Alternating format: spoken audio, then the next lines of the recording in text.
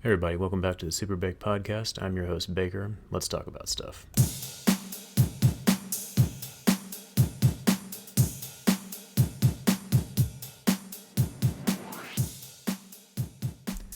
So I just wanted to just say this real quickly. I just recently beat Elden Ring about a week ago. Uh, Not gonna lie, I actually did not think I was gonna be able to beat that game. I'm not a From Software buff, so that game was kicking my ass. So I'm very surprised that I actually ended up beating it. I'll probably do a review of that game at some point in the near future. I need some time to really unpack that game. There's a lot that I want to talk about there, both good and bad. Mostly good though. But yeah, it's. I loved it. Don't get me wrong. I don't want that to sound like I'm gonna secretly hate the game or anything like that. But yeah, there's just a lot to go over there. It's a freaking big game. But just wanted to say that first and foremost. Like it still doesn't feel real. But anyways, yeah. Today, wanted to give my review of the new video game that came out, Teenage Mutant Ninja Turtles Shredder's Revenge. So I played this for the PlayStation 5. Of course, this is available on both the PlayStation 5, PlayStation 4, Xbox Series X, Xbox One, and also the Switch, I believe. So the game came out earlier this year. I can't remember the exact release date. It looks like it was June 16th was when it first came out. So something I found out about this game was that they actually reprised the roles, the voice actors from the original series, the original 1987 cartoon series, like Rob Paulson, and I don't remember the names of the other actors who played the other characters, but you could tell listening to them talk that it was definitely the original voice actors, which I thought was really cool. But yeah, so I played this game, played it both by myself and with a group of friends, and just want to give my thoughts on this one. This isn't going to be a super in-depth review because this really isn't a super in-depth game. It's just like it's like the classic arcade Ninja Turtle games that you might have seen from like the late '80s to early to mid '90s. Games like I'm just going to name a few that I used to play back in the day, like Turtles in Time, Hyperstone Heist, the original one for the NES, which I don't remember what that one was called. Hyperstone Heist was my jam. I played the hell out of that game for the Sega Genesis way back in the day. So this game definitely is a callback to those games. So if you're familiar with those old arcade side-scrolling beat-em-up games, then this will be right up your alley. And the look of it even has it has the same artistic look as those older games, which I personally love. So just going to get into this game just a little bit. As far as the plot, I mean, it's a pretty straightforward plot. Essentially, Shredder is trying to rebuild Krang and then take over the city, and you play as one of the 4 Ninja Turtles, although you also can play as Splinter and April O'Neil, as well as Casey Jones. But Casey Jones, I think you have to beat the game before you unlock him. But the other 6 are all available right from the get-go. And you basically make your way through, it's like, I think, 16 stages, where you're basically trying to take down Shredder, and then you fight pretty much most of the major baddies from the story. Like you fight Bebop, Rocksteady, Krang, a bunch of other guys that I don't even remember. I remember their toys from back in the day. Baxter Stockman, of course, I remember him, classic villain. I can't remember the two. They were the two baddies. They were introduced in Teenage Mutant Ninja Turtles 2, the movie. I don't remember their names though. Like the big wolf guy and the other turtle guy. I can't remember what they were called though. But they're in there. Like a lot of classic characters are in there from the original cartoon. So yeah, just going to go over just a few, some of the pros and cons of this game. So some of the positives about this. Number one, the combat is really fun. I mean, this game feels great to play, number one. Each character, I mean, they all pretty much control the same, but each one does have its own their own unique special attack they do. Like you build up like a meter in the game, and you can use the triangle button. I'm going off of the PlayStation 5. I'm not sure what the button is for the Xbox, but you use that button to basically use like your special attack. Every character kind of has their own unique running animation. Like Michelangelo, he kind of runs like a goofball. Raphael runs like a badass warrior, and so on and so forth.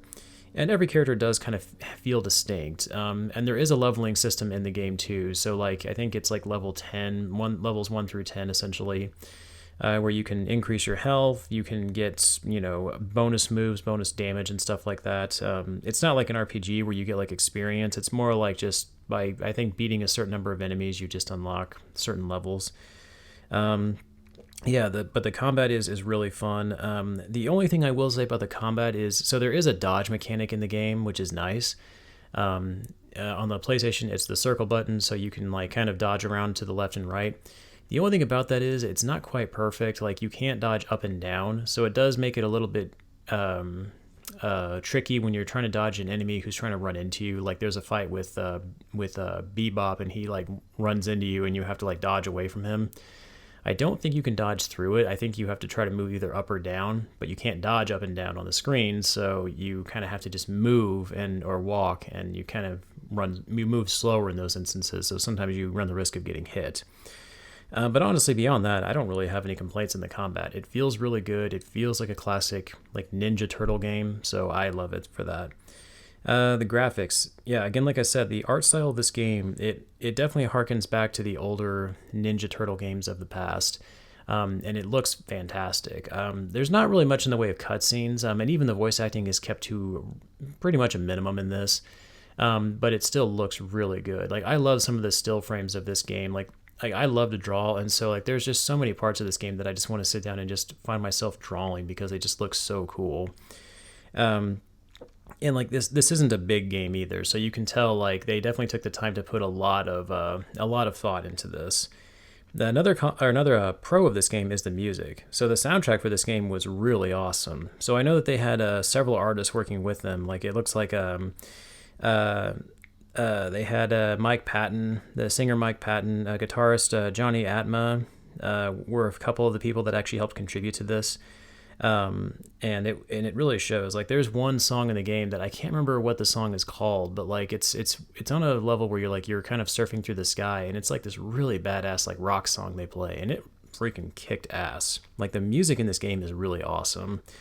I can't think of a single song in here that I didn't like. Like I found myself just like really getting into the soundtrack of this game for sure.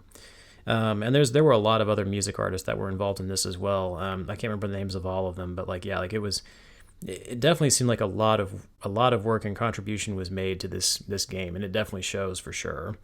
As far as cons go, and again, I'm not going to be too hard on this game because to me this game is really just supposed to be a fun beat 'em up, and to me it accomplishes that masterfully. But just a couple cons to this game. It is a very short game. Just first and foremost, I beat the game by myself, and it took me roughly 2 to 3 hours to beat it. Not quite one sitting because I don't really sit down and play games for very long, but I'd say I probably beat it in like 2 sittings tops. It's not a long game at all. Like the first time I played it, I beat it with Donatello because he's my favorite Ninja Turtle. And then the second time I beat it with a group of friends, and I played as Raphael, and I've also played a little bit as Casey Jones and April O'Neil and Leonardo. I have not played as every character in the game, so I don't quite know how all of them feel. But like I said, they all feel pretty good. The other thing is there's not a whole lot of extra content in the game. Like there are some unlockables you can do, like some extra trophies you can earn and stuff like that, but beyond that, it doesn't feel like there's a whole lot else you can do in the game. Maybe that'll change down the road if they release extra content. I thought I heard somewhere that there's not going to be any DLC for it, which I hope that's not true, because I would really like to see, number one, more unlockable characters. It'd be cool if you could play as villains like Bebop and Rocksteady. I used to love those two. I used to have their action figures from when I was a game, so I think that'd be something really cool to add in there. But yeah, as far as I'm aware, there's not going to be any DLC for it, and that's a shame if that is true, because the game does feel kind of bare bones right now. It doesn't feel like there's a whole lot to it. There's a lot of replayability to it, obviously. You've got 7 main characters you can play as, so you can go back and play through the game again. So that's pretty cool. But when you figure that the game itself is only about, like the story mode is only about 2 hours long, 7 playable characters, so that's 14 hours total. There is an arcade mode you can do, which is supposed to be a little bit more challenging than the story mode, but it's not.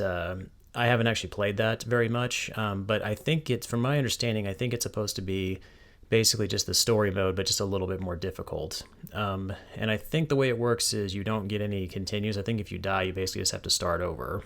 So, but the story mode is pretty forgiving for the most part. I mean, me and my buddies got through it fine. We died a couple times on a few bosses, but other than that, we did really well. And I will say this much about the game. While it is perfectly fine to play by yourself, I do think this is a game that really benefits from being played with a bunch of friends. I played with 3 of my buddies. We had a couch co-op night where each of us basically played, one of the Ninja Turtles, and it was just so awesome doing that. Playing on one screen It's perfect. It definitely felt like being back in the 90s and playing one of those old, Super Nintendo, Sega Genesis games. It felt really good to play this with a bunch of friends. Like, we ordered pizza, we had drinks, and we just hung out and just played this game for hours, and it was just awesome. I loved it. So I will say, if you've got buddies to play with, like if you don't have any friends that have this game, it's still perfectly fine to play by yourself. But I really do think that if you've got at least one or two other buddies who have this and are willing to play with you, I think this is definitely a game that's meant to be played with friends. It's just so much more fun, and I cannot recommend that enough. If nothing else, too, like I said, this is not a game where you really have to put a lot of thought into it. It's not like Elden Ring at all. You can just kind of jump in, turn your brain off, and just have a good time, and I think that's what it does really well. So yeah, in my opinion, this game is definitely well worth the price tag. I paid about $30 for it. I think that's about what it's going for right now on PlayStation Store, or like your local retailer like GameStop. Might be a little bit cheaper, I guess, depending on where you get it from. But yeah, I mean, I think it's worth it personally.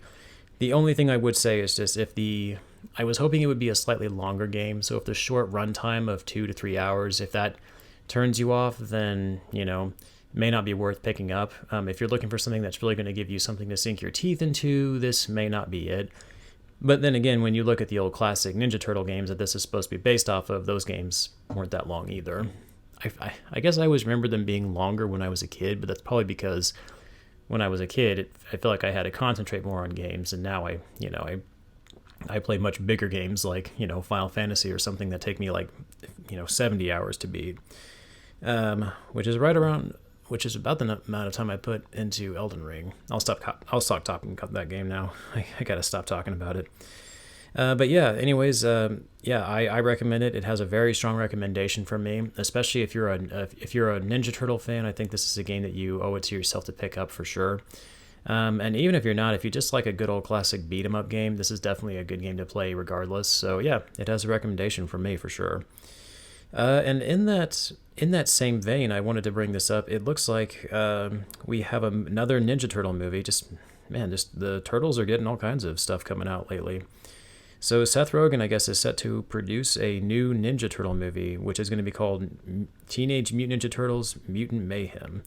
So other than the release date, not much else is really known about this movie. It has a release date of August 4th, 2023, so it's just under a year away.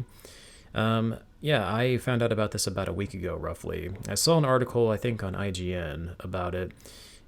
So that's interesting for sure. I'm kind of curious about like how a movie with Seth Rogen behind it how that's going to go. I don't have anything against Seth Rogen at all. I'm sure he could definitely do it. But I think he's producing it. I don't think he's directing it. But yeah, anything, Ninja Turtles related, I'm in. I'll check it out for sure. I think Seth Rogen's probably got a good enough sense of humor that he probably is going to make this a pretty good comedy/action film. I know he did the voice of Mantis in the Kung Fu Panda film, so I feel like he could definitely do a lot with this for sure. And the nice thing about this franchise is there's a lot of room for creativity. So I'm definitely curious to see like what kind of flavor Rogen brings to this. So I'll keep an eye out for that for sure. But yeah, another thing I wanted to bring up, just kind of in other news that I noticed or that I saw recently. So it looks like there is going to be a price increase for Disney Plus and for Hulu. So it looks like for Disney Plus, they're planning on launching a tier system in December, and it looks like the lower tier system, which is going to be like an ad-based system, is going to start around $7.99. And then the ad-free version is going to be $11. So that's interesting. And then it looks like, let's see, there was one for Hulu as well. I think for Hulu, they were going to increase the rate for the ad service. Yeah, here we go. The ad-supported tier currently is $6.99 a month, but now it's going to increase to $7.99. So it's basically going to go up $1. So it looks like there's going to be a pretty big increase to Disney Plus. Compared to Hulu. So that's interesting. I'm going to be honest, I have Disney Plus, but I barely ever watch it. I mostly just watch The Simpsons off and on there, so that's disappointing that they're going to raise the price so much. I'm definitely kind of curious I'm guessing this has something to do with inflation, but I'm kind of curious like where this sudden change in price is coming from. But it seems like all these streaming services are doing this constantly, where they just keep increasing the prices slowly over the years. Like I know Netflix did that. So yeah. The thing is, though, I really like Hulu, and honestly, that's not a bad price increase. $8 a month. That's not terrible. So I can probably live with that. I really do like Hulu. They have a lot on there that I watch. But yeah, I saw that and I thought that was interesting and wanted to share that real quick. But all right, guys. Anyway, this is going to be a pretty short episode. Not much else for me to go over. I did want to make a quick announcement. I have watched the new movie Prey, the new Predator movie on Hulu. So speaking of Hulu.